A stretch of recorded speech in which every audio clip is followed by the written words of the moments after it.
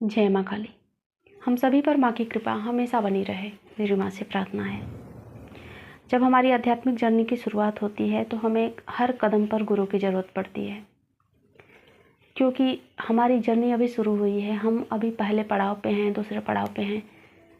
कौन से रास्ते जाना है कुछ हमें समझ में नहीं आता है। हम पूरी तरह से भ्रमित रहते हैं।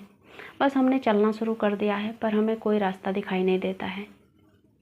मानसिक स्थिति, आर्थिक स्थिति और शारीरिक स्थिति तीनों जो हैं पूरी तरह से प्रभावित होती हैं। खास तौर से तंत्र मार्ग में, भक्ति मार्ग में आप बिना गुरु के भी भक्ति कर सकते हैं। फिजिकल गुरु नहीं है तो आप महादेव को, माँ पार्वती को गुरु मानकर आप आध्यात्मिक जो भक्ति की जर्नी है वो शुरुआत कर सकते हो।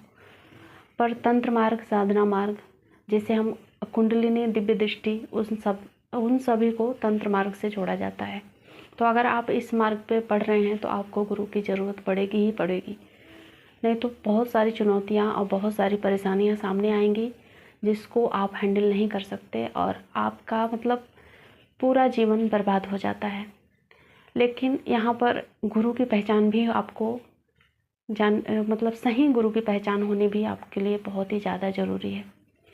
मैं बहुत ही सरल और आसान तरीका बताऊंगी जिससे कि आप समझ पाओगे कि जो आपका गुरु है, अगर आप गुरु चुनने वाले हो तो आपको ये समझ में आएगा कि जो आपका गुरु है वो सही है या नहीं, उसके पास कौन सी शक्तियाँ हैं, यानी कि उसने कौन से शक्तियों को सिद्ध कर रखा है। बहुत सारे आजकल के समय में या पहले भी लोग जो गुरु थे उनके पास गलत शक्तियाँ होती थी, नेगेटिव शक्तियाँ होती थी। बहुत ही कम लोगों के पास जो पॉजिटिव शक्तियाँ होती हैं, ईश्वर की शक्तियाँ होती हैं। नहीं तो ज़्यादातर यही देखा जाता है कि जो गुरु होते हैं वो नेगेटिव शक्तियों की उपासना करते हैं, जैसे कि भूत प्रेत, पिशाचनी, कर्ण पिशाचनी, अप्सराएं, ये सब कुछ, और उसी माध्यम से आपको वो रास्ता दिखाते हैं। फिर आपकी जो जर्नी है वो बहुत ही बुरी तरीके से गलत रास्ते पर जाती है और उसकी वजह से आपका समय, पैसा और शरीर तीनों बर्बाद हो जाता है।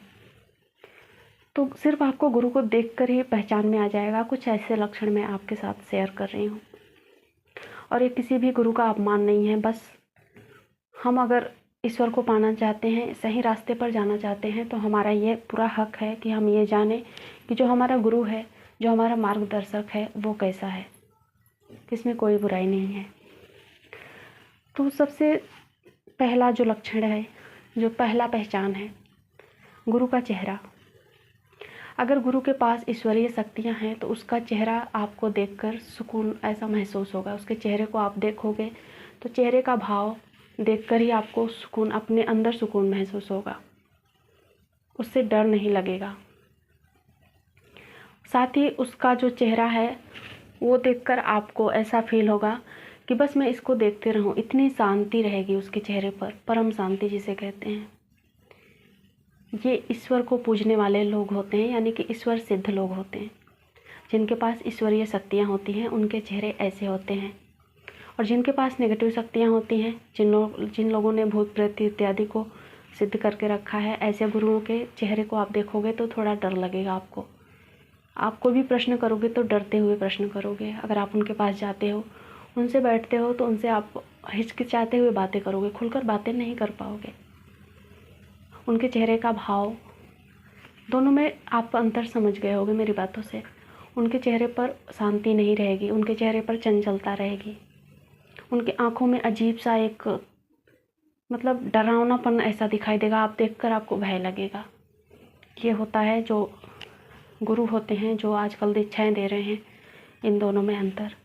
आवाज़ के माध्यम से भी आप समझ सकते हो कि आपका गुरु नेगेटिव शक्तियों का पुजारी है या फिर पॉजिटिव शक्तियों का। जो पॉजिटिव शक्तियों वाला गुरु होगा वो, उसके आवाज़ में एक ठहराव होगा। वो बातें करेगा बहुत ही शांतिपूर्ण तरीके से। उसकी बातों को सुनकर आपको ऐसा लगेगा कि बस मैं इसको सुनते रहूं। ठीक है, वो जल्दी जल्दी नहीं बोलेगा। वहीं पे जो नेगेटिव शक्तियों वाला गुरु है वो बहुत ही फास्ट बोलेगा, वो घबरा कर बोलेगा, बहुत ही तेज। आपने देखा भी होगा, आपने एक्सपीरियंस किया भी होगा।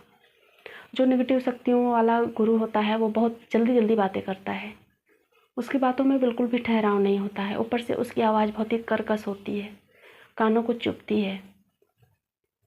प्लस पॉजिटिव शक्ति वाला गुरु जो होता है वो आपको तू तड़ाक रेटे करके बातें नहीं करेगा, और नेगेटिव शक्ति वाला जो गुरु होता है वो रेटे करके तू तड़ाक करके ऐसे बातें करेगा। वो आपको अपने से नीचा दिखाने की बार बार कोशिश करेगा, वो सर्वज्ञाता बनने की कोशिश करेगा। पर पॉजिटिव गुरु ऐसा नहीं करते। जिनके पास ईश्वरीय शक्तियाँ होती हैं वो शांत रहते हैं स्वभाव से, शरीर से और मन से। पूरी तरीके से उनको देखकर ही आपको समझ में आ जाएगा। और ये नॉर्मल व्यक्ति भी समझ में मतलब नॉर्मल व्यक्तियों को भी समझ में आता है, क्योंकि जब हम आध्यात्मिक मार्ग में हैं, जाने वाले हैं, इसका मतलब है कि हम पहले जन्म में भी आध्यात्मिक रहे हैं, इसलिए इस जन्म में भी इस मार्ग में जा रहे हैं। तो हमारा जो सबकॉन्शियस माइंड है हमें समझाता है, हमें सब कुछ बताता है। तो ये बारीक सा डिफरेंस है और आप समझ सकते हो। आप देखकर अपने गुरु को पहचान कर सकते हो, उसके आवाज़ से, उसके चेहरे से, उसके रहन सहन से भी आप पहचान सकते हो।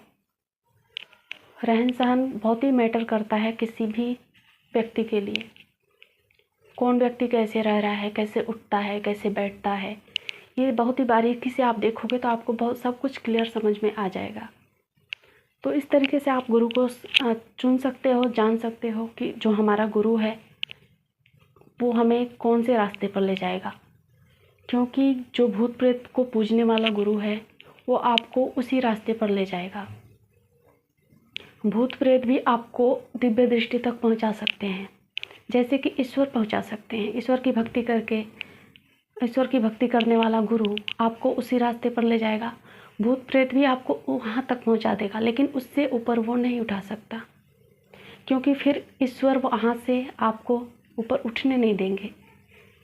ठीक है, इसलिए आपको अगर इस जर्नी में हैं, आगे बढ़ना चाहते हैं, आध्यात्मिक मार्ग में दिव्य दृष्टि को पाना चाहते हैं, यानी कि आपको गुरु बनना है। मतलब यही है कि अगर हमें दिव्य दृष्टि मिल गई तो हम लोगों को देखने सुनने लग जाएंगे और हमें भी गुरु की उपाधि मिलेगी। तो अगर आपको इस जर्नी में जाना है तो सबसे पहले अपने गुरु की पहचान करें। और ये जर्नी ऐसी है, जैसे कि मैंने बताया शुरू में, तंत्र मार्ग, साधना मार्ग, ये बिना गुरु के नहीं होता है। इसमें कुछ डिफ़िकल्टी आती ही है, जैसे कि हमें ऐसा कोई चाहिए होता है जो हमें मार्गदर्शन करे, नहीं तो हम भटक जाते हैं। तो इसलिए गुरु की ज़रूरत पड़ती है। बाकी आप भक्ति मार्ग में हैं तो गुरु की ज़रूरत नहीं पड़ती है, आप भक्ति कर सकते हैं आसानी से। ठीक है, और एक लक्षण ये भी होता है कि अगर आप गुरु के पास जाते हैं ना, तो आपको खुद से बार बार ऐसा लगेगा कि मैं ईश्वर की बातें करूं, अध्यात्म की बातें करूं, और गुरु भी आपको यही सब भी जो बातें हैं वो समझाएगा, बताएगा। लेकिन जो नेगेटिव गुरु होता है, जिसके पास नेगेटिव शक्तियाँ हैं, वो दुनियादारी की बातें करेगा, इधर उधर की बातें करेगा, वो जल्दी ईश्वर की बातें करना नहीं चाहेगा। तो ये दोनों बहुत ही क्लियर डिफरेंस है, आप समझ सकते हैं। और इस वीडियो के माध्यम से आपने अब तक समझ ही लिया होगा। जय माँ काली।